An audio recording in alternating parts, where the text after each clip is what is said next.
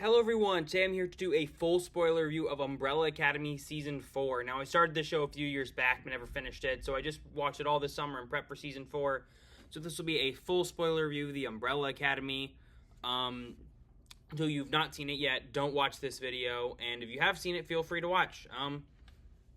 So, without further ado, let's get into things.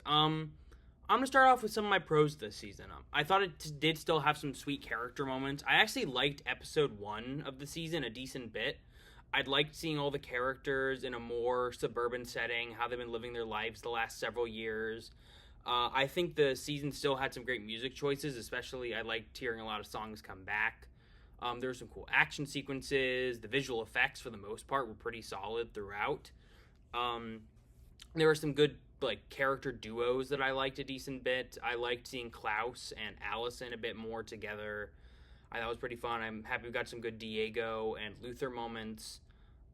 Performances were still really good across the board. The cast really worked hard on this one. And there are still some fun, sweet moments between characters. At least episode 1, I think it's a little bit less every episode, but there's still a lot of great moments. I liked having Nick Offerman join the show, David Cross. They were both fun in their more limited roles.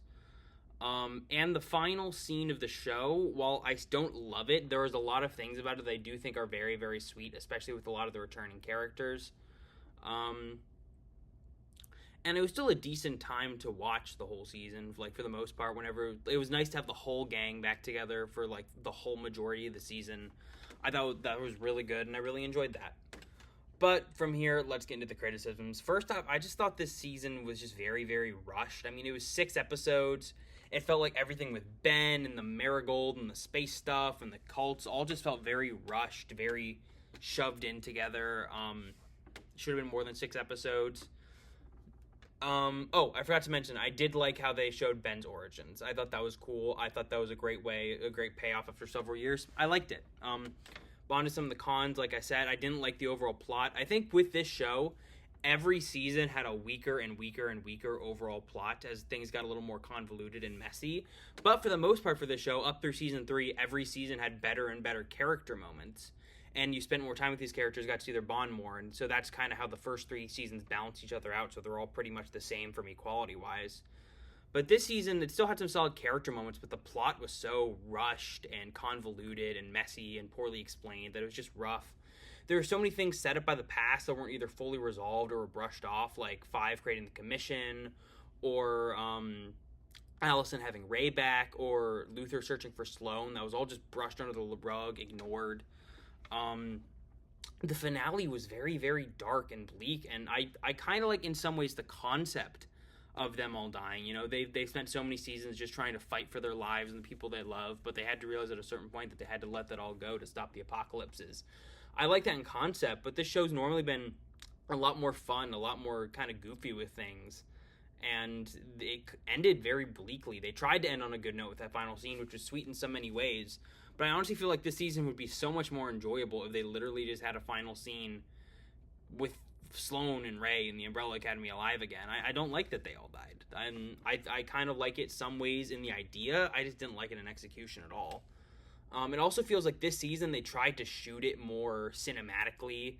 There's a different aspect ratio for a lot of it, and it's shot with a little bit less vibrant colors. So it felt like a lot of the season they were trying to shoot more cinematically, but it just made the show feel less unique, kind of took away from its more unique vibes. And there weren't as many weird, fun, goofy scenes like the Footloose scene or stuff like that in this season compared to other ones, aside from the baby shark bit. So I thought this season was very convoluted, very messy. It had very rushed. It had a lot of open plot threads. It ended very dark and bleak. But it still had some solid character moments, some solid music choices, a couple of good action sequences. The cast still delivered. So it was just a very mixed bag of a season for me, and I was very disappointed that after all this binging, it kind of led off to this, especially after the show really felt like it was setting up a happy ending for at least most of these characters. Oh, also, I did not like what they did with Five and Lila. That was bad. That was not good. I did not like that. But yeah, so this season was disappointing. Even if it did have some bright spots, I would give it a 5 out of 10. seasons 1 through 3 are all like 8s through 9s out of 10s. So yeah, disappointing ending to the show, but there are still a couple of good moments. And if you like daring endings, you probably liked this, but who knows? But yeah, that's my review of the show. Coming up are reviews for Ricky Stenicki, Batman Caped Crusader Season 1, Alien Romulus, and an Alien ranking. Hope you guys liked the video, and I'll see you all then. Bye for now.